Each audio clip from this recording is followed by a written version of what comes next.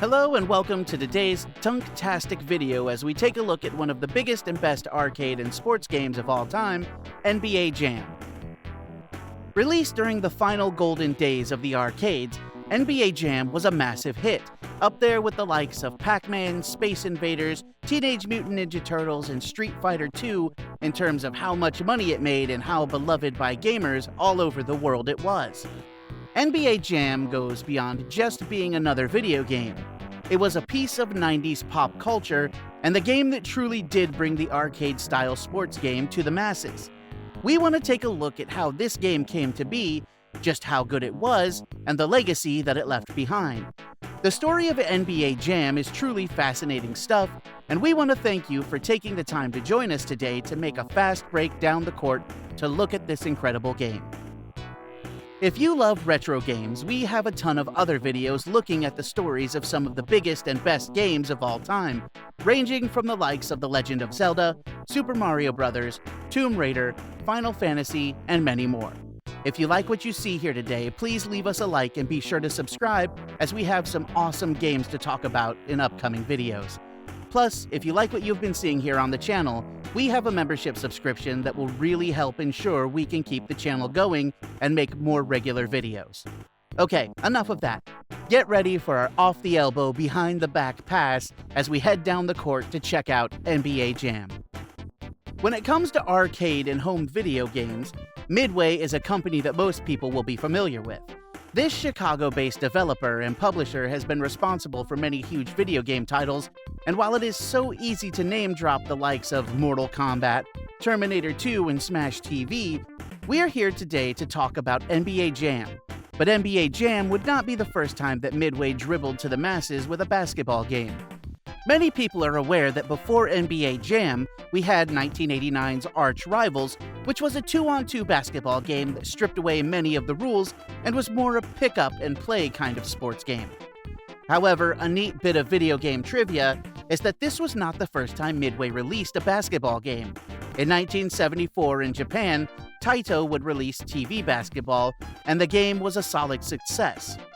Due to the popularity of basketball, Taito sought to release the game in the USA, and it would be Midway who would end up with the rights to release TV basketball in arcades in the USA. At the time, the game was Midway's biggest hit. Mark Turmell is a legend in the world of video games, but when he joined Midway, the people at the very top were not convinced that this was a guy who was right for the team.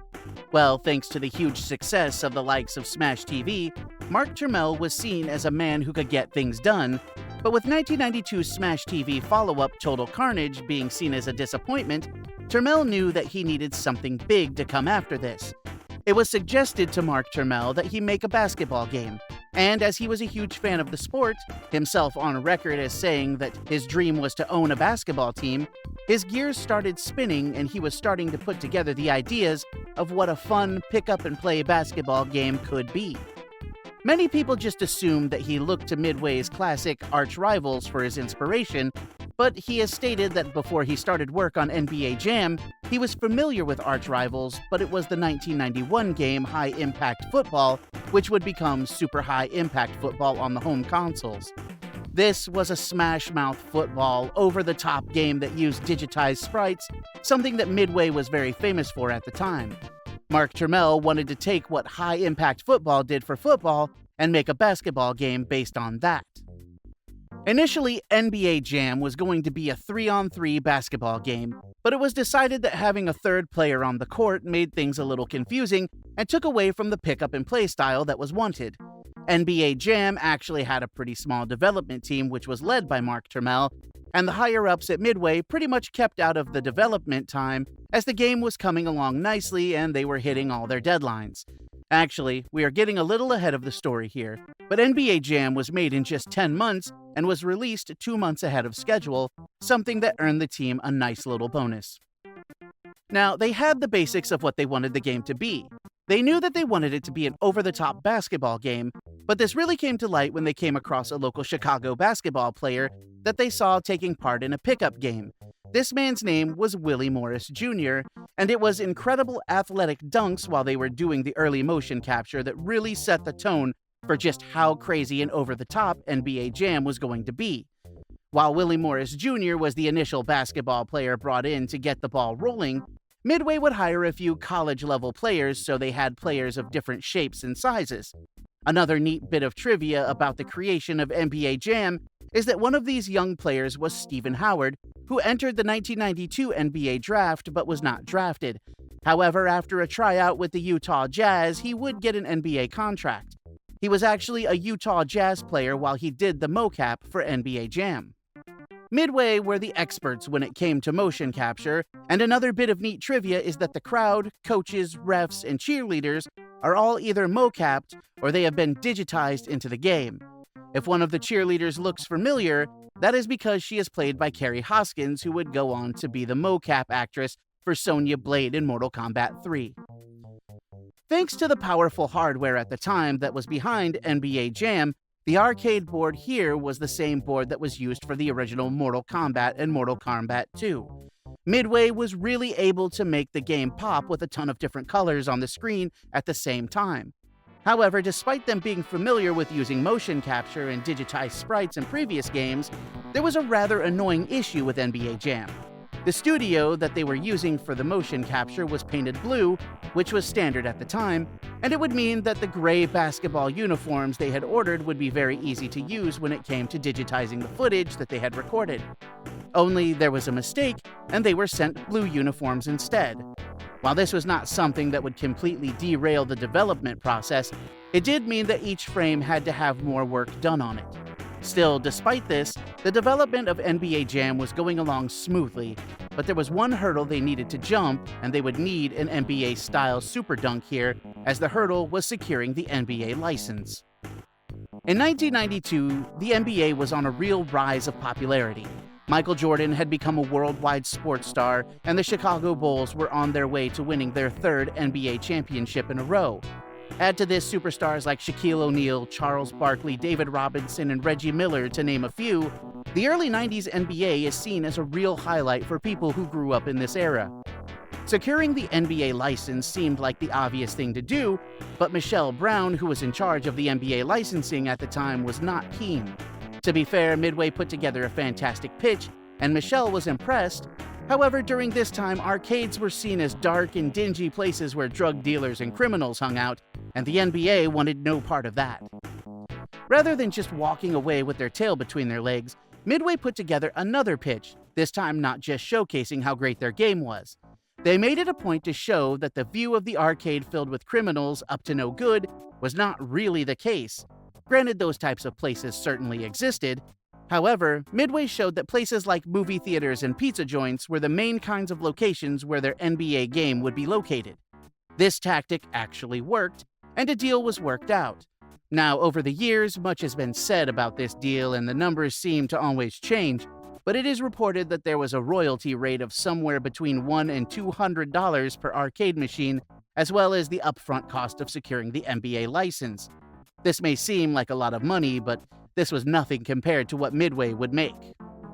During the NBA All-Star Weekend, the NBA Jam session would take place, and originally, this was the title of the game. NBA Jam Session is even on the actual arcade, right on the control deck.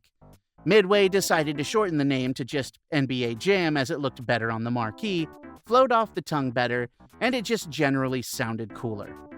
Also, by calling the game NBA Jam, it meant that the NBA was able to keep the name rights for this one of the things that helped get the deal over the line. However, this little bit of the deal would be something that would cause some pretty major issues for Midway just a couple of years down the line.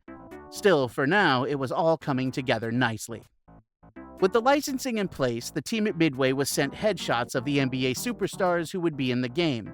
Focusing on the current roster, there were two players who were not in the game: the Seattle Supersonics' Gary Payton and Michael Jordan, both of whom had their own likeness rights, so they could not be in the game. The rosters were set, the game was coming together, and in early 1993, the first test units were released in Chicago, and to say that gamers swarmed to NBA Jam is a massive understatement. Many of the elements that make NBA Jam were in the first version of the game. The fast and frantic 2-on-2 basketball action, the backboard-shattering dunks, something that the NBA would demand be taken out of later releases, The on-fire mode, where a player would make 3 shots and then the ball would go on fire, giving them a much easier time to make baskets. The game also ditched most of the NBA rules. Goaltending and the shot clock were the only 2 rules in place here, meaning players could shove a player at the expense of using some of their turbometer. Speaking of the turbometer, when used, this could allow players to perform insane dunks, leaping way above the rim. A 4-player cabinet was always planned, with the idea being that 4 players playing a full 4-quarter game would make $8. This was a huge amount of money, but the 4-player cabinet also made games so much fun. The early reviews were great, but there was one main thing that players were not keen on, and that was the fact that all the players were pretty much the same.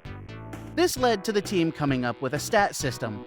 For example, John Stockton of the Utah Jazz is very quick and can steal and make passes very easily. Reggie Miller, on the other hand, can hit threes from pretty much anywhere, and Big Shaq can cause mayhem with his unstoppable dunks.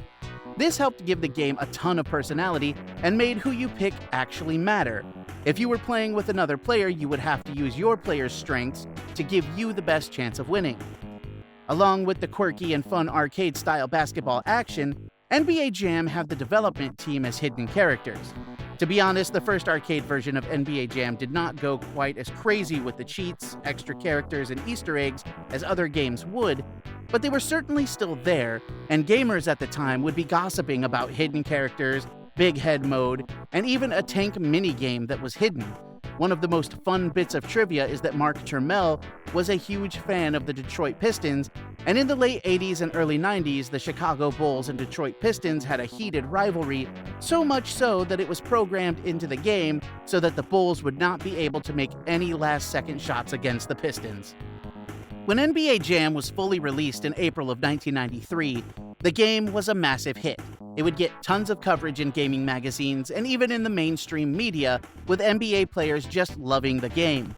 The NBA players loved the game. Shaquille O'Neal loved it so much that he had an arcade cabinet transported when he was playing away games.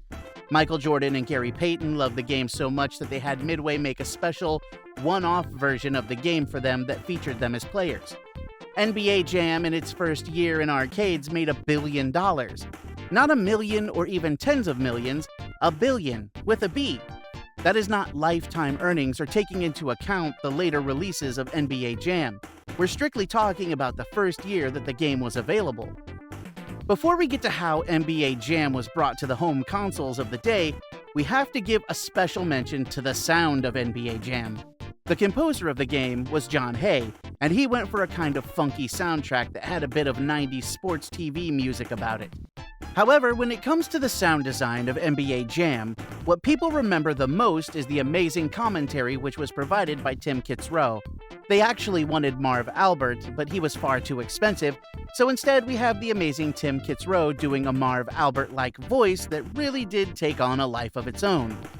Phrases such as Boomshakalaka and He's on Fire are part of pop culture for anyone who grew up playing these games. They are as iconic as the game itself. Initially, Midway wanted far more voice samples in the game, but due to memory constraints, they had to scale it back.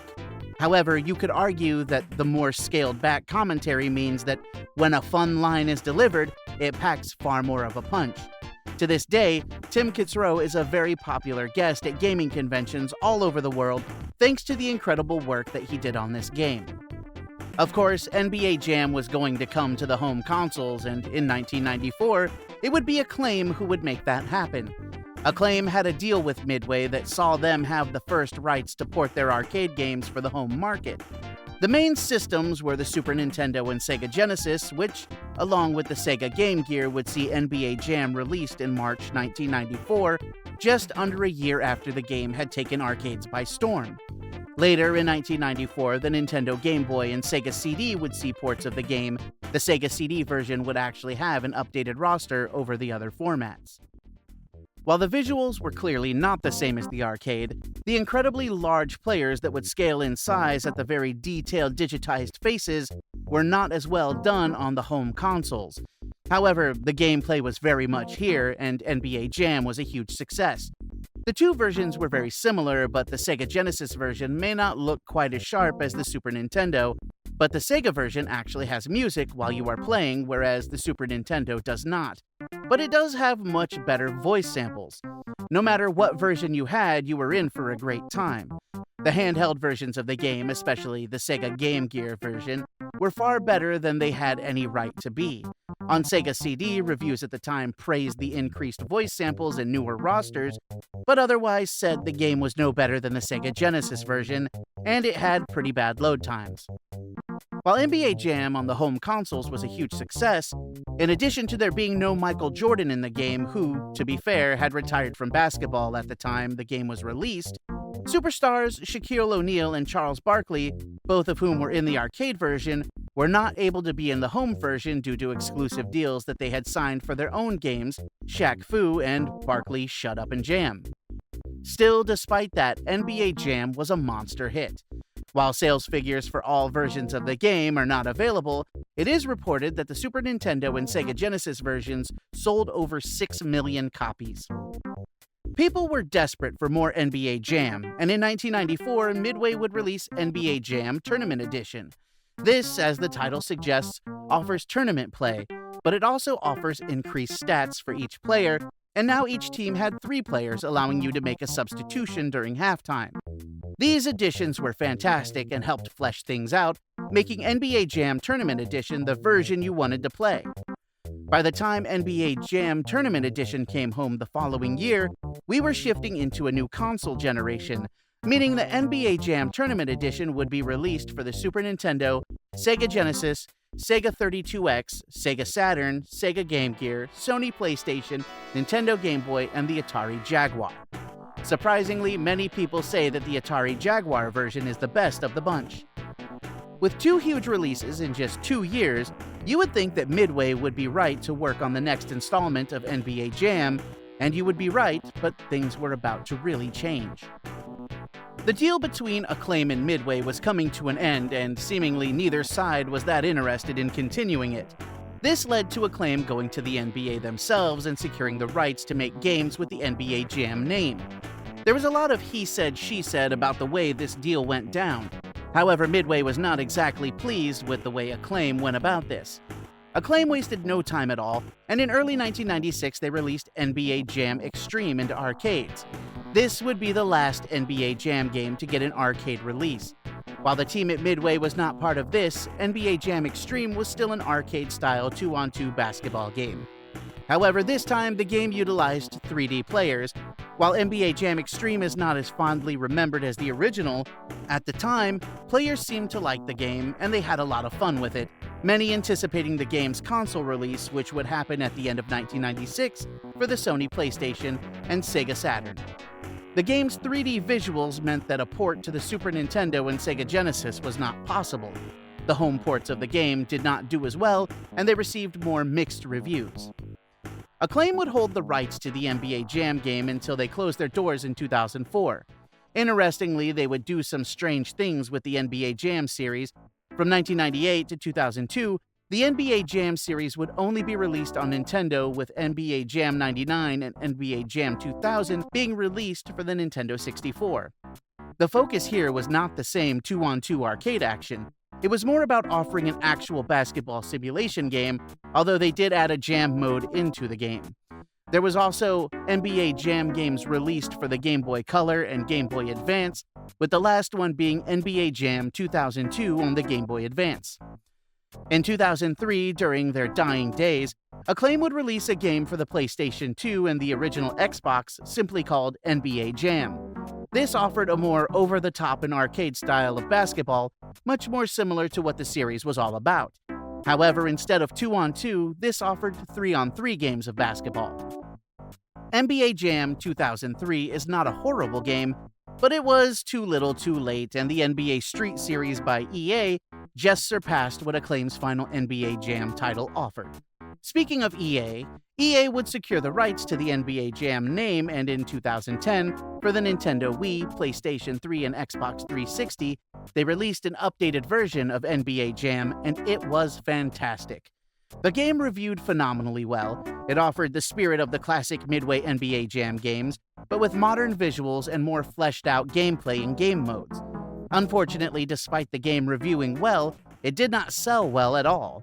Just a year later, an updated version called NBA Jam On Fire Edition was released digitally, and to this day, this is the last game to be released with the NBA Jam name. Interestingly, as of making this video, EA still has the rights to the NBA Jam name, so perhaps one day they will try to make a new game. 2K, who you will know as the makers of the annual NBA 2K series, did try their hand at a more arcade basketball game with NBA Playgrounds in 2017 and a sequel in 2018 called NBA 2K Playgrounds 2. While fun, the sequel was a real grindfest which turned many players off. So if Acclaim had the exclusive rights to make NBA Jam games from 1996 to 2003, what about Midway? Well, also in 1996, when Acclaim released NBA Jam Extreme, Midway gave us NBA Hang Time. While NBA Jam Tournament Edition felt like an upgraded version of NBA Jam, NBA Hang Time actually felt like a full sequel. The game had much better and more detailed graphics, the rosters now had more than just 3 players, and there were more stats, moves, and over-the-top antics than ever before. There was even a create-a-player option. With Midway using a similar but more detailed art style, as well as being available for the Sony PlayStation, Nintendo 64, and PC, they were also able to make ports for the Sega Genesis and Super Nintendo. Granted, these ports were pretty heavily downgraded from the arcade original and the other versions, but it was still great that those who had not been able to move on to the next generation were still able to get in on this. These days, many consider NBA Hang Time to be a fantastic game, some even saying they prefer it to the original NBA Jam. However, at the time it was released, like NBA Jam Extreme, it got pretty mixed reviews from critics who were starting to feel like this formula was getting a little old. A few years later, in 1999, Midway would release NBA Showtime, or if you want its full title, NBA Showtime NBA on NBC, and the game really leaned into its TV presentation thanks to the use of the NBC license. This is the last of the 2-on-2 basketball games from Midway, and it is also the last one to feature in arcades.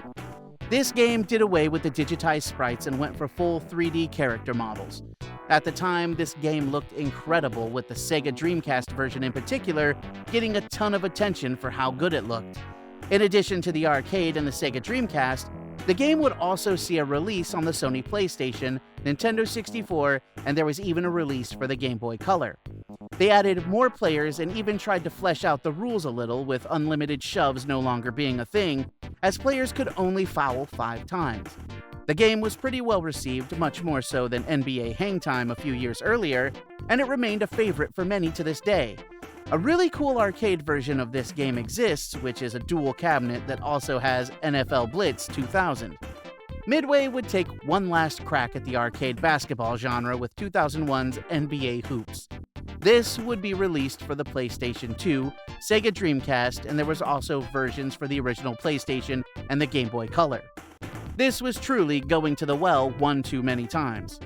Midway tried to change things up, making NBA Hoops a 3-on-3 basketball game instead of 2-on-2, but reviewers were not very kind, feeling that this was one game too many and that the game in general had a very sluggish and low-quality feel about it.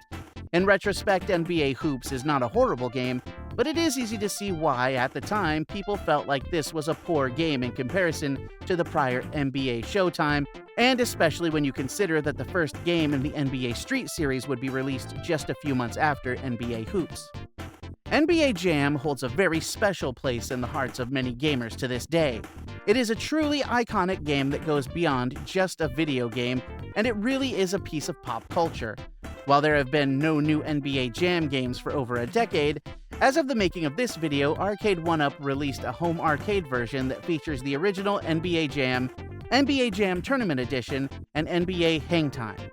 In addition to the standard version of this machine, Arcade1Up also released a special Shaq edition that featured Shaquille O'Neal on the side of the cabinet. For fans of NBA Jam, this is a great piece to have in their game room. For those who want to add one of the original versions of NBA Jam to their collections, this is not as hard as you may think.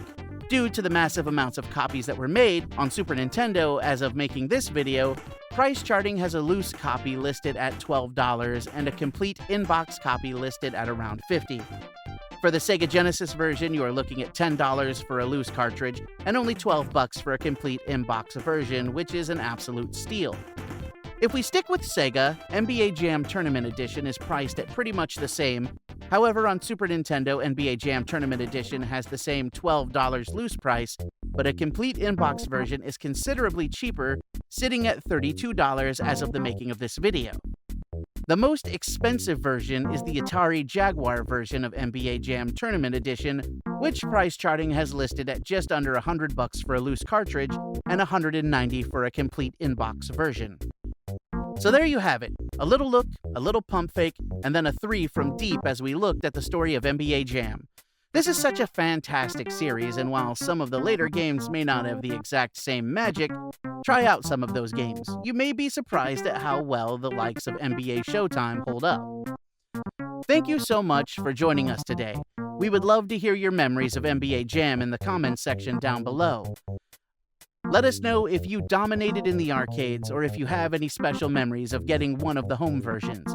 If you liked what you saw today, hitting a behind-the-back pass on the like button would be much appreciated, and be sure to subscribe as we have some really fun videos planned. Thanks again, and we leave you with one final Boomshakalaka before we go.